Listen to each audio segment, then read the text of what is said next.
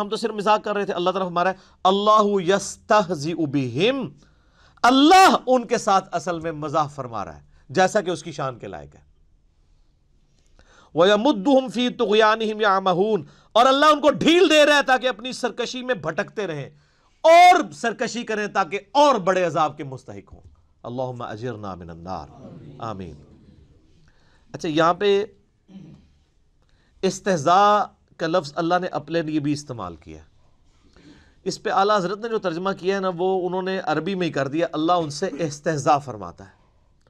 باقی لوگوں نے ترجمہ کیا اللہ ان سے مذاق کرتا ہے.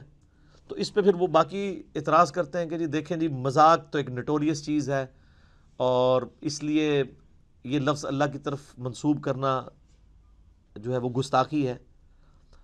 تو وہ پھر استہزاء کا ترجمہ استہزاء ہی کر دیتے ہیں.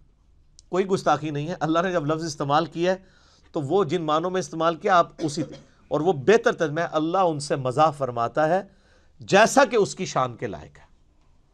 اس میں یہ جھگڑے میں نہیں پڑنا چاہیے جی آپ یہ نٹوریس ورڈ یوز کر رہے ہیں. اللہ نے خود کیا واللہ خیر الماکرین، خفیہ تدبیر ترجمہ کیا ہوا ہے. وہ تدبیر خود عربی کا لفظ ہے، وہ بھی آ سکتا تھا.